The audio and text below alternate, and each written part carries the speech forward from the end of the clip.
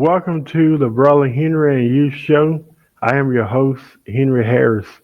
Thank you so much for tuning in to watch the program tonight. It's such an honor to have you here with us today.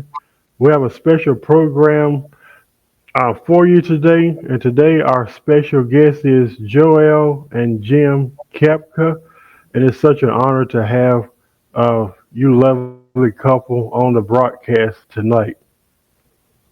Well, thank you, Henry. We're very happy to be here. Thank you for having us. We're excited. Thank you too. We have a a very interesting conversation that I wanted to address, and I would love to get you guys' thoughts on this subject. Um, I know it's something that a lot of people deal with, and that is, for some people, is learning how to cope with family abusive family members, and for others, they just cut ties altogether. Hmm. And when they come to a place or where they realize that this is something I don't have to tolerate, this is something I don't have to deal with. And that's basically what the nature of the conversation would be. And with that being said, my first question is before we get into this subject, our audience probably don't know much about you two. So can you kind of give us a brief bio of who both of you are? Yeah. Okay, just a real quick over. I'm Jim Kepka, wife Joelle. I'm a retired Air Force, 20 years Air Force. I still work Thank for you the for your military service. in a civilian. Well, thank you very Hmm. much. Appreciate that. Um, Originally from Pittsburgh, Pennsylvania. We live in Newport News, Virginia right now. And, we're just living life. And I'll tell you what, I'm terrible talking about myself. So I'm going to Yeah. jump it over to Joelle real quick. And, I'll let her take it. Yeah. So I'm Joelle Kepka. Um, I was in the medical field for many years and then came out of that to homeschool our son. We have two kids, 22 and 16. And he started back to school a few years ago when he entered high school. We've been involved in ministry in every capacity. That's interesting in itself. So we've kind of stepped out of the whole religious scene, and we're just walking with God daily. And we are currently in the midst of building a child trafficking rescue home in Uganda for the babies and children over there, as well as an orphanage school because education is so expensive over there. And we're also coming up with a trade to provide the young widows since suicide rate is so high over there once they usually lose their mates to AIDS. So, yeah, and we're just living life every day, walking with the Lord and blessing people through our high ticket business and our digital marketing business. Well, I think that's wonderful, and y'all look awfully young to have. You said kids that's 20 in their 20s. 22 and 16. Yep. I'm Both getting of ready you to look turn. like teenagers. Oh, thanks. I will take that as a huge compliment because I'm probably old enough to be your dad. Yeah, he So I probably think, is old enough to be your dad. Oh, okay. I'll Well, be say that again. I'll be 46. Oh, okay, okay. That's awesome. So my question is, and thank you guys for giving us a little brief history about who you are and what you do. My subject again is how to cope with abusive family members. So my next question is, how important is it to learn about the different, not only abusive patterns, but the different cycles of abuse? You know, you have mental, sexual, psychological, emotional abuse, physical. You have all these different types of abuse, and sadly to say, a lot of people who may find themselves in abusive spaces may be foreign to it and may not even know that they're dealing with an abusive family member. I want to also say that abuse is not only limited to a family member doing it. It could be a friend, it could be a spouse. You know, it can go various ways. I think regardless of how it goes, for the nature of the conversation, I think it's very important to learn the different types of abuse. So, how important is it for a person to, I guess, to develop an awareness about these different types of abuse. So, do you mind if I start? Yeah, go So Henry, I think you were spot on. It is everywhere. It's not only there. It's we find it in religion. We find it in every part in your work, in your job, everywhere you go. There's that potential for abuse, right? And one thing you didn't mention was manipulation, right? Yeah, So yeah. that's a huge one, and I think a lot of it is the environment that we grow up in, right? So we may go through that. And I'm going to specifically say manipulation, right? Because that's one that I can speak to. But we go through that, and we just find that as the norm, right? So you may not put a title on that saying this is abuse. You just expect that. So as you grow and you look and you're looking for a spouse, you're looking for something else, and you see manipulation, you're actually attracted to it, right? Because that's what you know. So a lot of it is environmental, I think, as you're growing. But go ahead. Yeah. The psychological part of it, especially when you grow up in something like that, like he said, you don't know any better. You think that's the norm. So, and you often, as you grow older, if you don't begin to understand the philosophy and the psychology of it all and how it all works and begin to understand that, you begin to attract what you grew up in, and it becomes an endless cycle. But it's so important to just begin to kind of step back from the picture and look at it and think about it like a loving father would never treat his son or his daughter that way. And but it is so hard for people to be able to find a voice and speak out or walk away, especially like for women who are in a relationship, they're married, they have children. Like,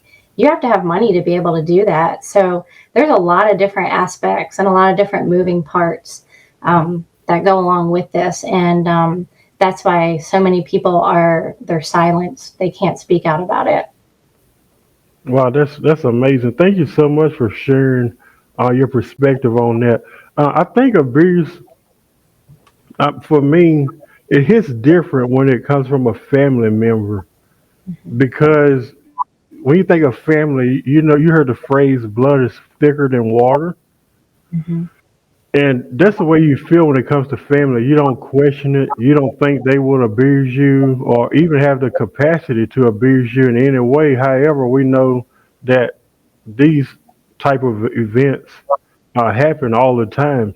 Yes. So, with that being said, do you think there's a difference between maybe a friend being abusive, than a family member or someone else? Like I said, for me, it's like when a family does it, it seems a little bit more hurtful. Whereas if a friend abuses me, I'm not saying it's the same abuse. I guess the level of pain is what I'm referring to. Maybe a little bit more intense since it's coming from mom or uncle or a Yeah. cousin. Whereas a friend that just walked away or abused me, I'm still, I was still abused by a friend, but the level of pain and hurt is a little different than someone in your intimate space like family. So, what do you guys think about that? Gotta let you take that one. Absolutely. A friend, it's not a family member. It's still hurtful, but it is Yeah, a completely different hurt than a family member, like especially a parent or a sibling, but especially a parent or someone in your life that's in your family that has been like a parent role model to you.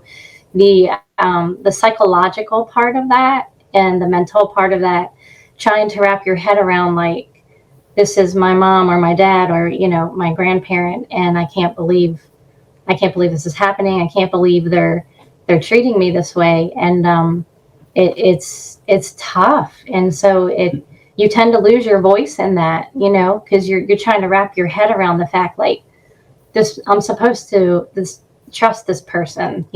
This person is supposed to love me. And yeah, it's tough. It's really tough. Yeah. So we have a father that will never leave us or forsake us, right? And yeah, that's beautiful fun on it. And that's, I guess, growing up, and especially as children, we see that, we see our parents that way, right? They are in terms our God, right? Because they provide everything. They provide everything we need. And the sad thing is, you can find out later on that in life that people are fallible. Yeah. Us human beings, we fail. Where God will fail us, us human beings will fail us. So, so I think it's that.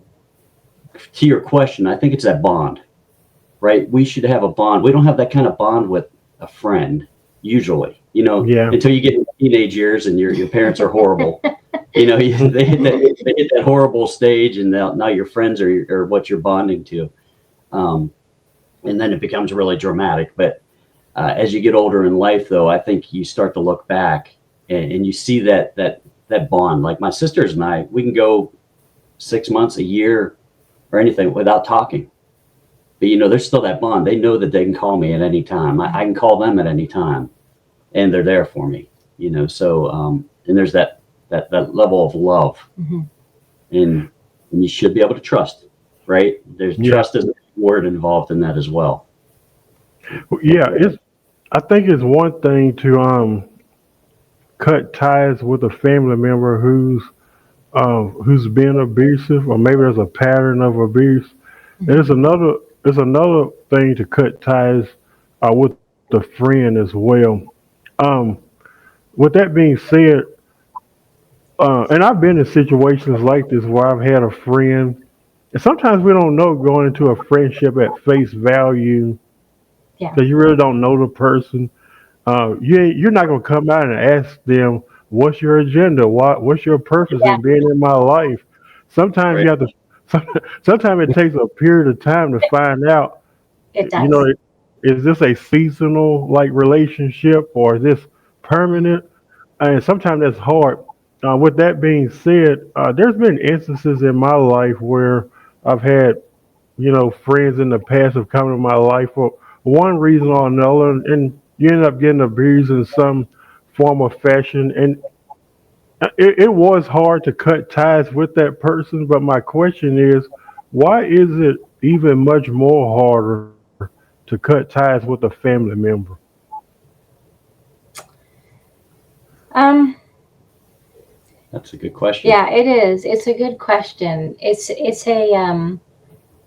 just a different kind of trust that it's like innately, I don't know, it's just naturally in you, because before any of that stuff begins to happen, it's just there. Like this is the person that's in my life. I'm supposed to lean and rely on and trust. And when that's broken, it's hard to explain. It's so hard to break the ties and walk away. But especially when it's a family member, like a mother or a father, you get your first taste of God through your mom and your dad. Hmm. So, and a lot of people are so broken and have a very skewed perspective of who God is and his loving character because of the mental and physical and emotional abuse that they have gone through, um, particularly from a family member, mom or dad, whoever that main role model was in that close contact with them, raising them.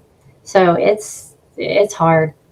And I guess that's a valid point too. So when you're raised together, you're raised under the same roof, under the same instructions, the same rules, Hmm. and so there is that. Even though you're different people, different personalities, you still have the same likeness. You have that same upbringing, right? Yeah. So I guess. So I'm thinking in my head like a step brother or step sister. I mean, you're not biologically the same, possibly. Half of it maybe, but it could be an adopted brother or sister. But growing up under those same rules, you form a lot of the same view of the world Hmm. and the way you see things. And to your point, as far as is going into a friend, right? So you said, "What's your agenda?" You don't know what their agenda is, right? Yeah, But yeah, what was your agenda finding them too? That plays a yeah. part in it, right? You may be going to a men's Hmm. Bible study, and you're saying, "Hey, Johnny's, you know, men's Bible study is great. This is great. I can connect with him. We can hang out and all this stuff." But then you start finding what Johnny does on the side, and it doesn't really align with what your values are. Hmm. and he may be trying to drag you into that as well. So it, or it could be the other way around. I won't pick on Johnny. It could be me, right? The darkness of me. So, which darkness out right now? I won't claim that. Yeah. I'm just speaking, but yeah. So I think it's that upbringing. There's that innate feeling, that innateness, that internal, that is the same with family. So it does make it harder. Yeah, it makes it a lot harder. And then, speaking on the friend aspect side of it, it truly takes a lot of time to really get to know someone and realize what their intentions are and their motives. So Yeah, it does take time. And thank you all for answering that question. um, what we've been talking about the different types of abuse and all that, but for some people, they may want to know some examples of abuse that may happen in family. uh, I had a particular family member in the past who's actually unfriended me from Facebook and whatnot, blocked me, all because I felt like my boundaries were violated. mm, I helped raise you. I did this for you when you were younger. I did that, and I didn't realize what type. I didn't think it was abuse at the time. I thought it was valid points. Yeah, they did. This person did raise me and help me and all this stuff. But when I couldn't provide what they wanted, it went into almost like a psychological mind game. Like I raised you, I did this, I did it. I didn't ask them to do it, but so I guess that falls under psychological, which is the mind. I didn't realize that was a abuse, and this was an ongoing pattern. And even when I kept saying you need to stop, they kept doing it, and unfortunately, yeah, I had to like cut ties with that family member. I didn't want to do that, but I had to do it for my own well-being. So, you can give one or maybe two. Are there any type of examples you both can think of, as far as like the different types of abuse that families may go through, or someone may go through with family? Yeah. Do you want to start, or good. you want me to start? Yeah, you Okay. can. Okay. So I mentioned manipulation earlier, and that's kind of what you were just alluding to, right? Manipulation. And I think that happens a lot. So my mother in particular, love my mother. She passed away 3 years ago. She was very manipulative. I mean, to the fact that, to the point to where you felt like you were in the wrong a lot and doing the wrong things because she was trying to get something. She was trying to get something out of you, or to get you to feel or be a certain way, if that makes sense. So I grow up, and guess what? I bring that into my relationships, right?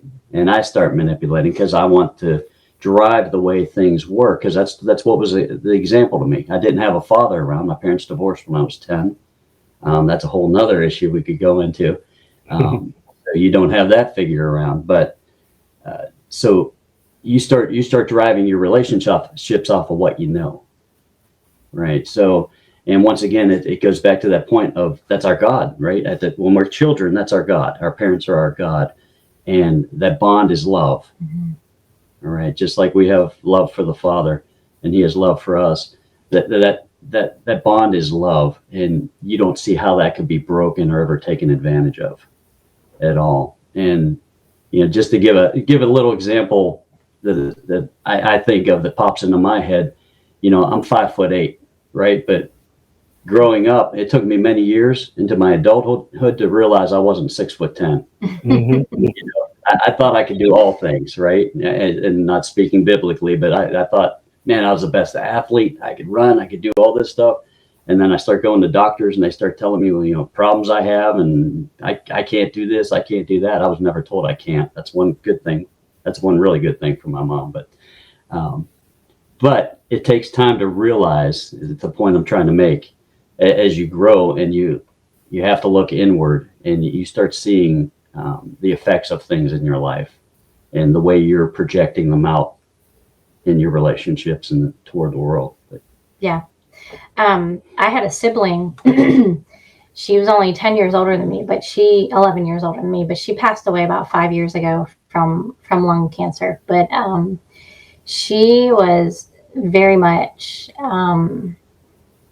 mentally, physically, I mean, abuse in all aspects. And she was just someone that was a very bitter person. So, she allowed life circumstances to shape who she had become, and then used those things as excuses to try to justify her behavior. But when I was younger, because there was an 11-year difference, when she would just berate me, get on the phone and start berating me and going at it, I didn't know how to handle it because I was younger. So it would break me and I would cry, and it was very hurtful. But as I began to get older and gain more wisdom and walk with the Lord deeper, I just got to a point where, I began to smell manipulation from a mile away. And even still to this day, when people try to pull that card on me, I don't bite into it at all. I don't buy into it. Or if they keep at it, I just straight up call them out on it for what it is. But I began to learn with my sister that, like, when she would start with the text messaging or start trying to relentlessly call, like, don't pick up the phone, don't respond to text messages, because in that case, the best response was no response at all, which would cause her to completely go off the chain even more. But I remember one time I was living with her temporarily in New Jersey and going to school there as a teenager. And we had a particular incident where she was on the phone for hours, and I was out with my friends, and she told me to be home by a certain time, which I totally planned to do that. Well, the person who was bringing me home got a flat tire. So I went to a payphone to try to call her, and because she was on the phone, I couldn't get through. And this was hours worth. So when I came home, she was so angry that she started physically choking me. I mean, this is the type of stuff that people deal with all the time. And again, I didn't know how to handle it. I was a young kid. But yeah, it's tough. Yeah, that C word, that could be tough. And I was just thinking about another question too that I didn't write down. Do you think it's wise for someone to reconcile with an abusive family member? A lot of times people get into this thing called forgiveness, Hmm. and they use forgiveness pretty much as a way of reconciling or reconnecting with the abuser. And I'm not saying this always happens, but I have seen instances where they use this. Well, this person has a history of abusing me for so many years, so I've forgiven them. That means I give them the right to come back into, or liberty to come back into my space. Why? Only to violate me again? So, what do you guys think about that? okay. So reconciliation, right? That re word, anything starts with re, it's a change of direction, right? It's a Hmm. change of direction, right? So um, we can't control people, Hmm. right? We can pray for people, and we can pray for change in people, but it's up to the person. Like Joel was saying about her sister, the person she became was the person that her situation, her, what's the word I'm thinking of? Her Circumstances. circumstances that she put herself into created, right? And it was it was a downhill. It was fully downhill. Um, so we can't control people, but we can pray for them and pray for change, right? So there's a chance of reconciliation if they are willing to change, Hmm. right? If we're willing to change. If I wouldn't have changed, and I'm still working on me, Lord knows, but if I wouldn't have changed at all, she probably wouldn't be sitting next to me right Yeah. now, right? So, we have to be willing to change, and thank God she could see the good in people as well, and stick it out. But yeah, we that reconciliation is a possible thing, but you have to be careful with that as well, because it could be Yeah. false. What do you Yeah, say? I don't, yes, you should forgive, but that doesn't mean that that gives that person 100% access to you again. Because like with my sister, I had to bring myself to a point where um, just all the thoughts running through my head of all the terrible, degrading things she said about me. That was a process that I had to heal through. But and it's a process actively forgiving someone. It is an act of your will. But I did it for me. I didn't do it for her. I did it for me to set me free.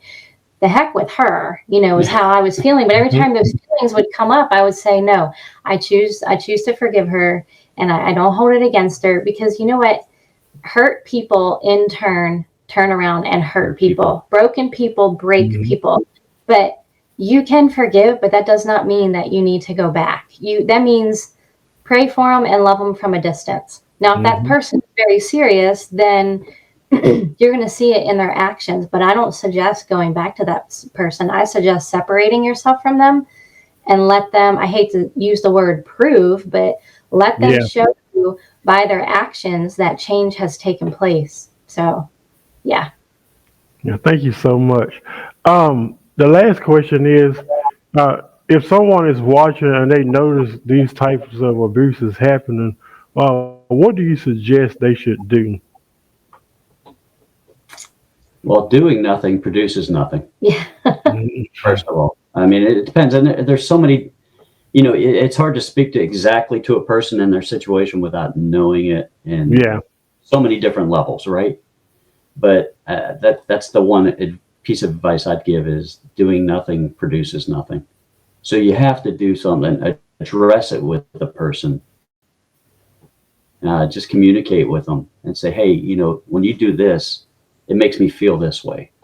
And if there's zero empathy over here, guess what? They're probably not going to change, and it's probably going to keep getting worse, right? So that's when you may have to separate a little more, like Joelle was saying.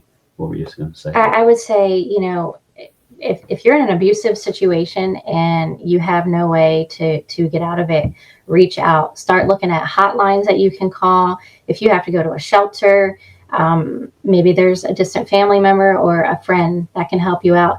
Get out of it. Don't stay. But one reason people stay in the endless cycle, number one, a big reason is they feel like they're in prison. They feel like they have no way out. So they just have to deal with their situation. But number two is because they don't understand their value. Like you're loved, you are valued, you are worth so much more. You don't need to put up with it. Don't make that your future. Don't let that be the deciding factor for your life, because you are worth so much more than that. The Father God loves you, and he is a loving father. He would never treat his son or his daughter like that. So why would you allow someone to treat you that way? Your value is worth so much more. Get out of it. That's spot on. That's good. That's good. Wow. Thank you so much. I really like you guys. Oh, Thank you. no, this has been great. This has been great. A good conversation. Yeah. I appreciate the friendship. Maybe one day we can meet sometime Yeah. and have some fried. I don't know if y'all eat fried chicken. We do. Got a KFC down there or a Popeyes chicken. Woo, that sounds delicious. But thank you so much for being on the show. Um, I appreciate you guys so much. Tonight's question is to our audience that's watching right now: why is it important to cut ties with toxic family members? Again, the Yes. question is: why is it important to cut ties with toxic family members? It's time to connect. Make sure you follow us on youtube.com/Henry Harris 100. Also follow us on facebook.com/The Brawler Henry and You Show. Till next week, have an amazing day. Bye bye.